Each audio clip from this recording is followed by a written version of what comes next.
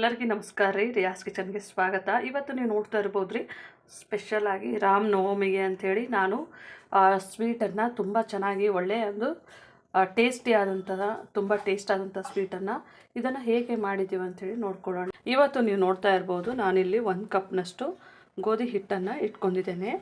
ಇವತ್ತು ನೋಡಿರಿ, ಸ್ಪೆಷಲಾಗಿ ರಾಮ್ ನವಮಿ ಇದೆಯಲ್ಲ, ತುಂಬ ಬೇಗ ಆಗುವಂಥ ಒಂದು ಸ್ವೀಟು ಡಿಶನ್ನು ನಾನು ಶೇರ್ ಮಾಡ್ತಾಯಿದ್ದೀನಿ. ಇವಾಗ ನಾವು ಇದನ್ನು ಸಾಣಿಸ್ಕೋಬೇಕ್ರಿ, ಈ ಗೋಧಿ ಹಿಟ್ಟನ್ನು.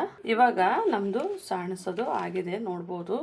ನಾನು ಡೈರೆಕ್ಟ್ ಮನೆಯಲ್ಲೇ ಮಾಡಿರುವಂಥ ಗೋಧಿ ಹಿಟ್ಟಿನಲ್ಲೇ ಮಾಡ್ತಾಯಿದ್ದೀನಿ. ಇದೇ ಕಪ್ನಲ್ಲೇ ಅರ್ಧ ಕಪ್ನಷ್ಟು ಮೈದಾನ ತೊಗೊತಾ ಇದ್ದೀನಿ. ಗೋಧಿ ಹಿಟ್ಟಿನಲ್ಲಿ ಮಾಡಿದ್ರೂ ಚೆನ್ನಾಗಾಗುತ್ತೆ. ಸ್ವಲ್ಪ ಮೈದಾ ಹಿಟ್ಟು ಹಾಕಿದ್ರೆ ಸ್ವಲ್ಪ ಚೆನ್ನಾಗಿ ಬರುತ್ತೆ. ಸ್ವೀಟಿಗೆ ಮೈದಾ ಹಿಟ್ಟು ಚೆನ್ನಾಗಿರುತ್ತೆ, ಹಾಗಾಗಿ ಇದನ್ನು ತೊಗೊಂಡಿನಿ. ಸುಲಭವಾಗಿ ಮಾಡುವಂಥದ್ದು ರೀ. ಇವಾಗ ಇದಕ್ಕೇ ನಾನು 1-2 ಟೇಬಲ್ ಸ್ಪೂನು ಆಯಿಲನ್ನು ಹಾಕೋತಾ ಇದ್ದೀನಿ ರೀ. ತುಂಬ ಸುಲಭವಾಗಿ ಮಾಡುವಂಥದ್ದು, ಬೇಗ ಮಾಡುವಂಥದ್ದು. ಯಾಕಂದರೆ ಜಾಬಿಗೆ ಹೋಗೋರಿಗೆಲ್ಲ ಸ್ವೀಟು ಹೋಳಿಗೆ ತುಂಬ ಮಾಡೋಕ್ಕೆ ಟೈಮ್ ಆಗುತ್ತೆ ನೋಡಿರಿ. ಈ ಥರ ಸ್ವೀಟು ಮಾಡಿದ್ರೆ ಹಬ್ಬದಲ್ಲೂ ಸಹ ನಿಮಗೆ ಬೇಗ ಆಗುತ್ತೆ. ಇವಾಗ ನಾನಿಲ್ಲಿ ಒಂದು ಅರ್ಧ ಟೇಬಲ್ ಸ್ಪೂನಷ್ಟು ಅರಿಶಿನ ಹಾಕ್ತಾಯಿದ್ದೀನಿ. ಇದು ಅರಿಶಿನ ಇದರೊಳಗೆ ಕಲಿಸ್ತಾರೆ ನೋಡಿರಿ, ಕಲರ್ ಪೂರಿದು ಚೆನ್ನಾಗಿ ಬರುತ್ತೆ ಮತ್ತು ನಮಗೆ ಟೇಸ್ಟೂ ಚೆನ್ನಾಗಿರುತ್ತೆ. ಹಾಗಾಗಿ ಈ ಥರ ಆಯಿಲಲ್ಲಿ ಕಲಿಸ್ಕೊಂಡ್ಬಿಟ್ಟು ಫಸ್ಟಿಗೆ ಇದನ್ನು ನಾವು ಹಿಟ್ಟಿನಲ್ಲಿ ಈ ಥರ ಕಲಿಸ್ಕೊಂಡು ಇವಾಗ ನೀರು ಹಾಕಬೇಕು. ನಾವು ಅಳತೆ ತೊಗೊಂಡಿವಲ್ಲ, ಅದೇ ಅಳತೆನಲ್ಲೇ ನೀರು ಹಾಕೋತಾ ಇದ್ದೀನಿ. ನಾನಿಲ್ಲಿ ಒಂದು 3/4 ಬೌಲ್ನಷ್ಟು ನೀರನ್ನು ತೊಗೊಂಡಿನಿ. ಇದ್ರ ಜೊತೆಗೆ ಚೆನ್ನಾಗಿ ನಾವು ಮಿಕ್ಸ್ ಮಾಡ್ಕೋಬೇಕು. ಇವಾಗ ನಾನು ಇಷ್ಟೇ ನೀರನ್ನು ಮೊದಲು ಹಾಕ್ಕೊಂಡು ಕಲಿಸ್ಕೊಂಡಿದ್ದೀನಿ. ಈಗ ಇನ್ನೂ ಮತ್ತೆ ಅಷ್ಟೇ ನೀರನ್ನು ತೊಗೊಂಡಿದ್ದೀನಿ ರೀ. ಅಂದರೆ ಇದಕ್ಕೆ ಸ್ವಲ್ಪನೇ ಈ ಥರನೇ ಹಾಕ್ಕೊಂಬಿಟ್ಟು ಸ್ವಲ್ಪ ಸ್ಮೂತಾಗಿಯೇ ಚೆನ್ನಾಗಿ ಹಿಟ್ಟನ್ನು ಕಲಿಸ್ಕೋಬೇಕ್ರಿ, ಹದವಾಗಿ. ಅಂದರೆ ನಮಗೆ ಸ್ವೀಟ್ ಪೂರಿ ತುಂಬ ಚೆನ್ನಾಗಿ ಒಳ್ಳೆ ಟೇಸ್ಟಾಗಿ ಬರುತ್ತೆ. ಇವಾಗ ಸ್ವಲ್ಪನೇ ಉಪ್ಪನ್ನು ಸೇರಿಸ್ತಾ ಇದ್ದೀನಿ ರೀ. ಸ್ವಲ್ಪ ನಾವು ಸ್ವೀಟ್ ಮಾಡಬೇಕಾದ್ರೆ ಉಪ್ಪಿನಂಶ ಸ್ವಲ್ಪ ಇದ್ರೇ ಟೇಸ್ಟು ಚೆನ್ನಾಗಿ ಬರುತ್ತೆ ಸ್ವೀಟಿಗೆ. ಇವಾಗ ನೋಡ್ಬೋದು, ಇದು ಸ್ವಲ್ಪನೇ ಸಾಫ್ಟಾಗಿ 1 ನಿಮಿಷಗಳ ಕಾಲ ಚೆನ್ನಾಗಿ ಕಲಿಸ್ಕೋಬೇಕ್ರಿ. ಕಲಿಸ್ಕೊಂಡ್ರೆ ತುಂಬ ಸಾಫ್ಟೂ ಆಗುತ್ತೆ. ನೋಡ್ಬೋದು, ಈ ಥರ ಕಲಿಸ್ಕೊತಾ ಇದ್ದೀನಿ. ನೋಡ್ಬೋದು ರೀ, ನಮ್ಮದು ಹಿಟ್ಟು ಸಾಫ್ಟಾಗಿಯೇ ಕಲಿಸ್ಕೊಂಡಿದ್ದೇನೆ. ಇದನ್ನು ನಾವು ಮುಚ್ಚಿ ಇಟ್ಕೊಳ್ಳೋಣ. ಒಂದು 15 ನಿಮಿಷಗಳ ಕಾಲ ಮುಚ್ಚಿಟ್ಕೊಳ್ಳೋಣ. ಇದು ಸ್ವೀಟ್ ಪೂರಿ ಅಂದರೆ ಪಾಕ ಮಾಡಬೇಕಾಗುತ್ತೆ. ನಾನು ಇಲ್ಲೊಂದು 2 ಟೇಬಲ್ ಸ್ಪೂನ್ನಷ್ಟು ಬೆಲ್ಲವನ್ನು ತೊಗೊಂಡಿದ್ದೇನೆ. ಬೆಲ್ಲ ಇದರ ಜೊತೆಗೇ ಕರಗಿಸ್ಕೋಬೇಕಾಗುತ್ತೆ. ಇವಾಗ ಇದು ಬಿಸಿ ಆಗ್ತಾ ಇದ್ದಾಗೇ ಒಂಚೂರು 1/4 ಕಪ್ನಷ್ಟು ಸಕ್ಕರೆ. ನೀವು ಬೇಕಿದ್ರೆ ಬೆಲ್ಲವನ್ನು ಹಾಕ್ಕೋಬೋದು, ಸಕ್ಕರೆನೂ ಈ ಥರನೂ ಹಾಕ್ಕೋಬೇಕು. ಟೇಸ್ಟು ಚೆನ್ನಾಗಿರುತ್ತೆ ರೀ. ಇವಾಗ ನಮ್ಮದು ಪಾಕ ಕುದಿಯೋಕ್ಕೆ ಸ್ಟಾರ್ಟ್ ಆಗಿದೆ ರೀ. ನಾವು ಈ ಪಾಕ ನೋಡಿ ಸ್ವಲ್ಪನೇ ಒಂದು 2 ನಿಮಿಷ ಮೀಡಿಯಮ್ ಫ್ಲೇಮ್ನಲ್ಲಿ ಬಿಸಿ ಮಾಡಿದ್ರೆ ಸಾಕು. ಇವಾಗ ನಮ್ಮದು ಪಾಕ 2 ನಿಮಿಷ ಆಗಿದೆ. ನೋಡ್ಬೋದು, ನಮ್ಮದು ಪಾಕ ಕಲರು ಚೇಂಜ್ ಆಗಿದೆ. ಇವಾಗ ನಾನು ಸ್ಟವನ್ನು ಆಫ್ ಮಾಡ್ತಾ ಇದ್ದೀನಿ ರೀ. ಇದಕ್ಕೆ ನೋಡ್ಬೋದು 1-2 ಏಲಕ್ಕಿ ಹಾಕ್ಕೊಂಡಿದ್ದೀನಿ.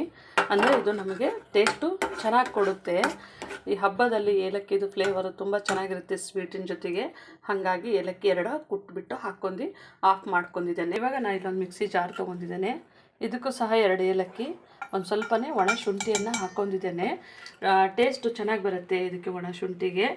ಇವಾಗ ಇದಕ್ಕೆ ನಾನು 1 ಕಪ್ನಷ್ಟು ಹುರ್ಗಡ್ಲೆಯನ್ನು ತೊಗೋತಾ ಇದ್ದೀನಿ ರೀ, ಇದು ರುಬ್ಬಕ್ಕೆ. ಇವಾಗ ಒಂದು 4 ಟೇಬಲ್ ಸ್ಪೂನು ಶೇಂಗಾ.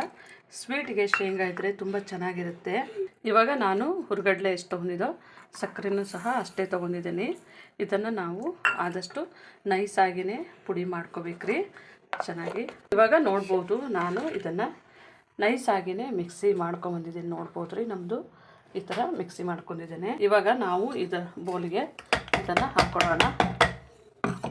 ಈಗ ನಮ್ಮದು ಹಿಟ್ಟು ಇನ್ನೂ ಸ್ವಲ್ಪ ಸಾಫ್ಟಾಗಿದೆ. ನೋಡ್ಬೋದು ರೀ, ನಮಗೆ ಇದು ಪೂರಿ ಮಾಡೋಕ್ಕೆ ರೆಡಿ ಆಗಿದೆ. ಇವಾಗ ನಾವು ಇದನ್ನು ಪಾಕ ನೋಡ್ರಿ ಇದಕ್ಕೇ ಹಾಕ್ಕೊಳ್ಳೋಣ.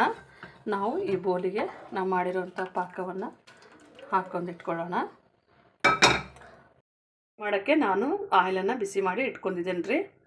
ಇವಾಗ ನಮ್ಮದು ಹಿಟ್ಟು ಇದು ನಾವು ಸಣ್ಣದು ಪೂರಿ ಯಾವ ಸೈಜಿಗೆ ಮಾಡ್ತೀವಿ ನೋಡ್ರಿ, ಆ ಥರ ಸೈಜ್ಗಳನ್ನು ಮಾಡ್ಕೋಬೇಕು. ಇವಾಗ ನಾನು ಇದನ್ನು ಉಳ್ಳೆಗಳನ್ನು ಮಾಡಿ ಇಟ್ಕೊಂಡಿದ್ದೇನೆ ರೀ. ನೋಡ್ಬೋದು, ನಾವು ಪೂರಿ ಯಾವ ಥರ ಲಟ್ಟಿಸ್ತೀವಿ. ನಮಗೆ ದೊಡ್ಡದು ಬೇಕಂದರೆ ದೊಡ್ಡದನ್ನು ಲಟ್ಟಿಸ್ಬೋದು, ಚಿಕ್ಕದು ಬೇಕಂದರೆ ಚಿಕ್ಕದನ್ನು ಲಟ್ಟಿಸ್ಬೋದು. ತುಂಬ ಚೆನ್ನಾಗಿ ಬರುತ್ತೆ. ಇದಕ್ಕೆ ತುಂಬ ಕಡಿಮೆನೂ ಸಾಮಗ್ರಿಗಳನ್ನು ಹಾಕಿದ್ದೇವೆ ಮತ್ತು ಟೇಸ್ಟ್ನೂ ಚೆನ್ನಾಗಿ ಬರುತ್ತೆ. ನೋಡ್ಬೋದು, ನಮಗೆ ಹಿಟ್ಟನ್ನು ಚೆನ್ನಾಗಿ ಹದವಾಗಿ ಬಂದಿದೆ. ನೋಡ್ಬೋದು, ಈಗ ನಮ್ಮದು ಇವಾಗ ರೆಡಿ ಆಗಿದೆ. ಇವಾಗ ನಮ್ಮದು ಆಯಿಲು ಬಿಸಿ ಆಗಿದೆ. ನಾನು ಪೂರಿಯನ್ನು ಬಿಡ್ತಾ ಇದ್ದೀನಿ ರೀ. ನೋಡ್ಬೋದು ನಮ್ಮದು ಪೂರಿ ಚೆನ್ನಾಗಿ ಉಟ್ಕೊಂಡು ಬರ್ತಾಯಿದೆ. ಈ ಕಡೆನೂ ಸ್ವಲ್ಪ ಈ ಥರನೇ ಹಾಕ್ಕೊಂಬಿಟ್ಟು ನಾವು ಪೂರಿ ನೋಡ್ಬೋದು. ನಮ್ಮದು ಫುಲ್ ಸಾಫ್ಟಾಗಿನೂ ಮತ್ತು ಚೆನ್ನಾಗೂ ಬಂದಿದೆ. ಕಲರ್ ಚೇಂಜ್ ಆಗಿದೆ. ಇವಾಗ ಪೂರಿಯನ್ನು ತೆಗೆದು ಇಟ್ಕೊತಾ ಇದ್ದೀನಿ. ಹೌದು, ಇನ್ನೊಂದು ಪೂರಿಯನ್ನು ಲಟ್ಟಿಸಿದ್ದೀನಿ ರೀ. ನಾವು ಅದೇ ಥರನೇ ಇವಾಗ ನಾವು ಇದನ್ನು ಅದೇ ಥರನೇ ಹಾಕ್ಕೊಂಡು ಕರಿಯೋಣ. ಇದು ಪೂರಿ ಮಾಮೂಲಿ ಪೂರಿಗಿಂತಲೂ ಸ್ವಲ್ಪ ತೆಳು ಮಾಡಬೇಕು. ನಮಗೆ ಇದು ಟೇಸ್ಟ್ ಚೆನ್ನಾಗಿ ಬರುತ್ತೆ. ನಾವು ಇದನ್ನು ಪುಡಿ ಹಾಕ್ತೀವ ನೋಡಿರಿ, ಟೇಸ್ಟ್ ಚೆನ್ನಾಗಿ ಬರುತ್ತೆ. ಇವಾಗ ನಮ್ಮದಿದು ರೆಡಿ ಆಗಿದೆ ಪೂರಿ. ಪೂರಿ ನೋಡಿರಿ, ನಿಮಗೆ ಪಾಕ ಇಷ್ಟ ಇಲ್ಲ ಅಂದರೆ ಬಿಸಿ ಬಿಸಿ ಪೂರಿ ಮೇಲೆ ಈ ಥರನೇ ನೀವು ಹಾಕಿದ್ರೆ ಇದು ಚೆನ್ನಾಗಿ ಬರುತ್ತೆ. ಅಂದರೆ ಇದು ಪುಡಿ ಈ ಥರ ಹಾಕಿಬಿಟ್ಟು ಈ ಥರ ಮಾಡಿದ್ರೆ ನೀವು ಇದು ಹಾಗೇನೂ ತಿನ್ನಕ್ಕೆ ಕೊಡ್ಬೋದು ಮಕ್ಕಳಿಗೆ, ತುಂಬ ಚೆನ್ನಾಗಿರುತ್ತೆ. ಇವಾಗ ನಾನು ಈ ಪೂರಿ ನೋಡ್ಬೋದು, ಇದು ಪಾಕ ಮಾಡ್ಕೊಂಡಿದ್ದೇವೆ ನೋಡಿರಿ, ಇದರೊಳಗೇ ಅದ್ತಾ ಇದ್ದೀನಿ. ಈ ಥರ ಅದ್ಬಿಟ್ಟು, ಅಂದರೆ ತುಂಬ ಪಾಕ ಇರ್ತದಲ್ಲ, ಈ ಥರ ನಾವು ಇದು ಮಾಡಬೇಕು. ಇವಾಗ ಇದ್ರ ಮೇಲೆ ನಾವು ಪುಡಿಯನ್ನು ಹಾಕ್ಬೇಕ್ರಿ. ಇದು ಪುಡಿ ನಿಮಗೆ ರುಚಿಗೆ ತಕ್ಕಷ್ಟು ನೋಡಿ ಸಕ್ಕರೆ ಹಾಕ್ಕೋಬೋದು. ಇಷ್ಟ ಇತ್ತು ಅಂತಂದರೆ ಜಾಸ್ತಿ ಹಾಕ್ಕೋಬೋದು, ಇಲ್ಲಾಂದರೆ ಕಡಿಮೆ ಹಾಕ್ಬೋದು. ಇವಾಗ ಇದು ಪೂರಿ ಹಾಕಿದ್ಮೇಲೆ ಈ ಥರನೇ ನಾವು ಟರ್ನು ಮಾಡಬೇಕು. ಈ ಥರ ನೋಡಬೇಕು, ಜ್ಯೂಸಿ ಥರ ನಮಗೆ ಇದು ಪೂರಿ ಈ ಥರನೇ ಬರುತ್ತೆ. ನೋಡ್ಬೋದು ಚೆನ್ನಾಗಿ ಬಂದಿದೆ ನಮ್ಮದು ಈ ಥರನೇ. ಇವಾಗ ನಾನು ಈ ಪೂರಿಗಳನ್ನು ಈ ಥರನೇ ಇಟ್ಕೊಂಡು ಈ ಥರ ಕೈಲೂ ಸಹ ಹಚ್ಕೋಬೋದು. ಯಾಕಂದರೆ ಸ್ವೀಟ್ ತುಂಬ ಇಷ್ಟಪಡ್ಲಾರ್ದವ್ರು ನೋಡಿರಿ ಈ ಥರನೇ ಹಚ್ಕೊಂಡ್ಬಿಟ್ಟು ಇದನ್ನು ಮೇಲ್ಗಡೆ ಈ ಥರ ಪುಡಿ ಉದುರಿಸ್ಬಿಟ್ಟು ಇವಾಗ ಈ ಥರನೇ ಮಾಡ್ಕೊಂಡ್ಬಿಟ್ಟು ಈ ಥರ ನೀವು ಶೇಪ್ ಮಾಡ್ಕೊಂಡ್ರೆ ತುಂಬ ಚೆನ್ನಾಗಿರುತ್ತೆ. ನೋಡ್ಬೋದು ಈ ಥರನೇ ನಮಗೆ ಸ್ವೀಟು ರೆಡಿ ಆಗುತ್ತೆ. ಇವಾಗ ನೋಡ್ಬೋದು ನಾನು ಇಷ್ಟಕೊಂಡನ್ನು ಮಾಡಿದ್ದೇನೆ ರೀ. ತುಂಬ ಚೆನ್ನಾಗಿರುತ್ತೆ. ಒಳ್ಳೆ ಸೊಗಸಾದಂಥ ಒಂದು ಸ್ವೀಟ್ ಡಿಶ್ಶು.